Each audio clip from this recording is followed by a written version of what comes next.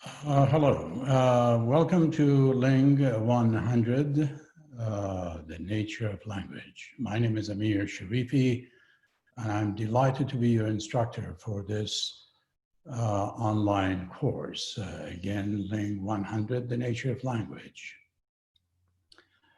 What piqued my interest in languages and linguistics is probably irretraceable.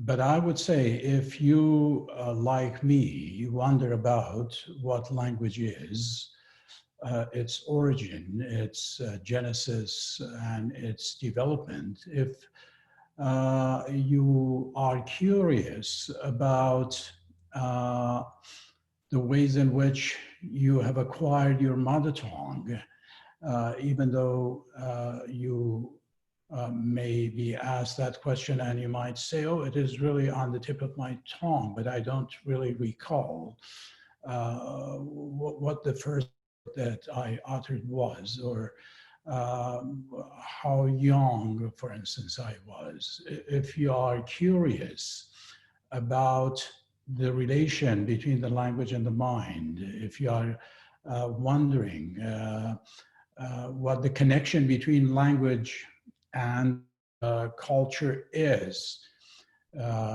if you speak additional languages, if you happen to be multilingual, or if you speak a different variety of, for instance, English in this case, if you have thoughts, views, and ideas about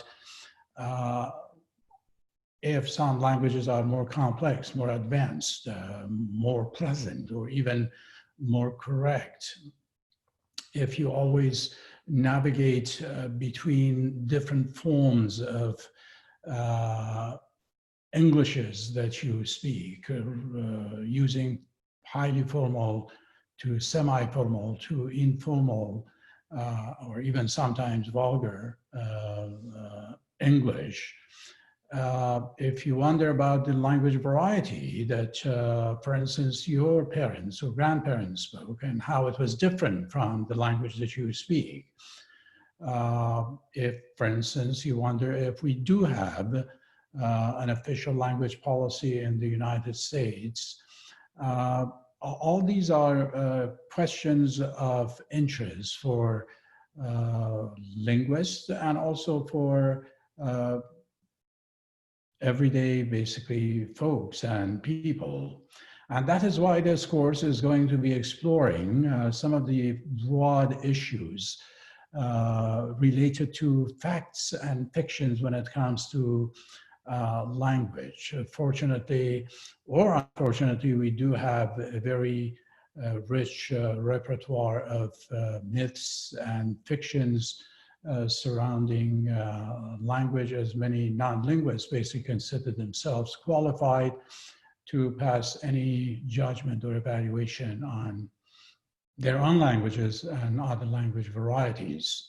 So the course will sift through, will look at basically scientific and non-scientific perspectives about language. We will be using, as you will see here, a variety of resources throughout this course to familiarize you with these myths.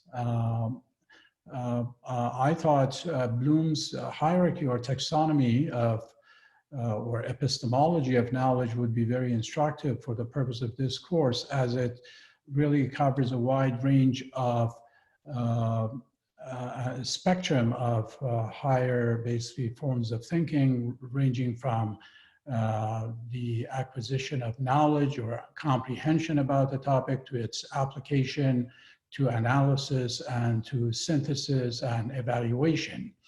As a matter of fact, we are going to be applying this framework towards the recognition, application, and evaluation of some of these myths that surround primarily claims and myths that are prevalent in our society. So For instance, we have a number of claims around which we will write, around which we will speak and debate about, we read about.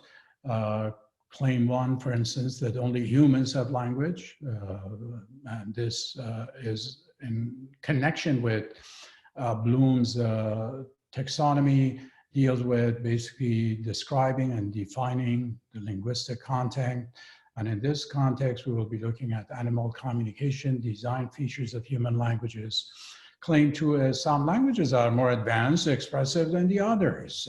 Comparison and conclusion, for instance, would be here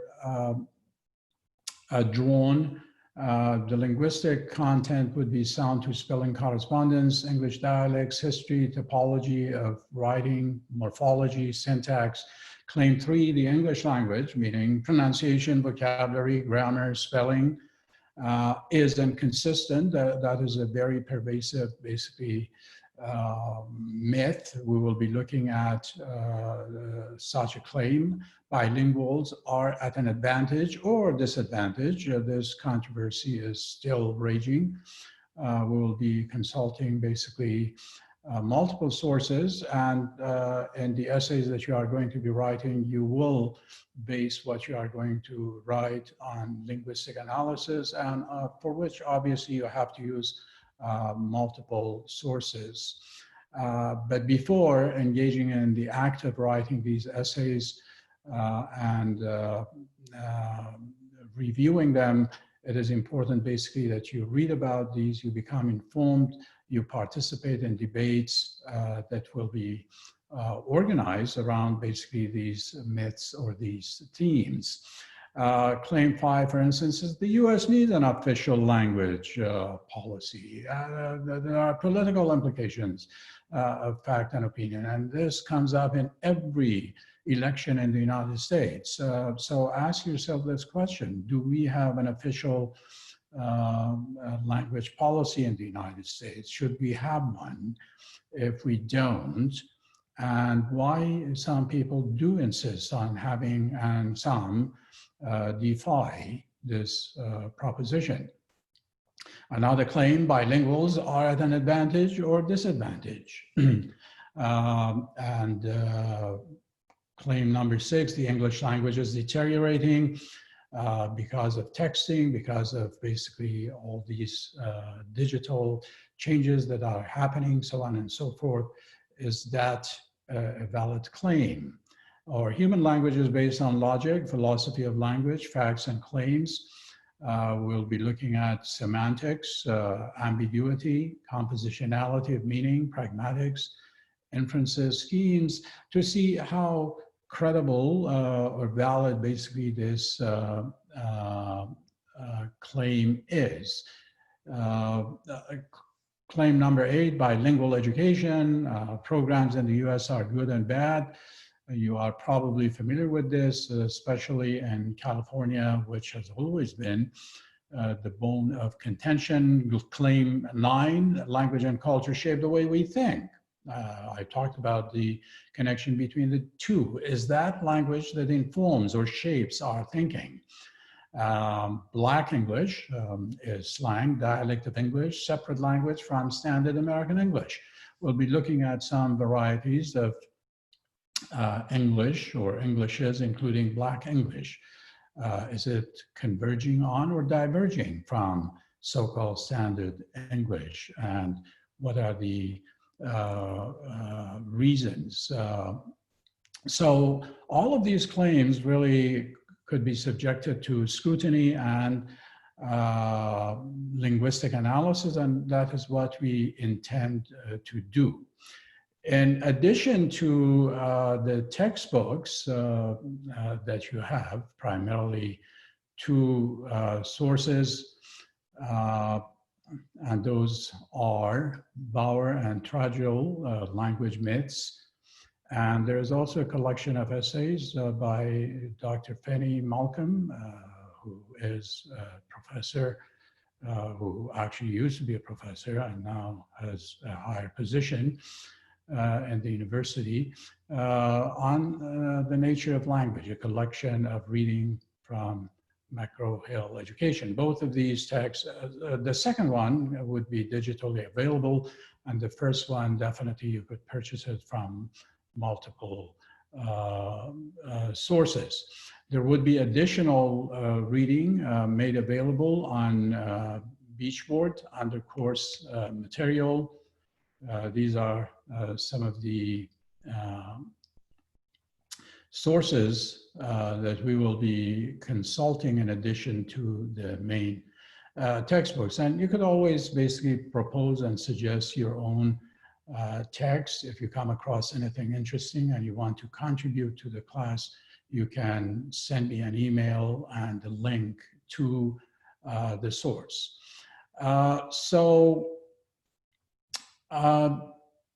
Obviously, you have to have some basic knowledge and skill of computer. I'm sure that you do. Many of you are adept at using computers and different softwares and programs.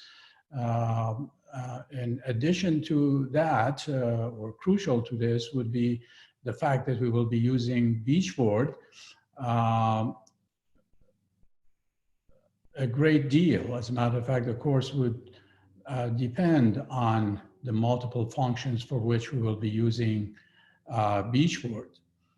So we'll be using Beachboard for a variety of functions, including the discussion board for group discussions and debates, self-introductions, study guides, content for supplemental course materials that I just mentioned, overview, syllabus, discussion board, lecture notes, essays, guidelines, course-related links, peer reviews, announcements. Dropbox would be used for all graded assignments and would be connected with the gradebook. And once I read an essay or a journal or some kind of a comment, I will assign you a grade in the Dropbox, which you will be able to automatically see it through the gradebook.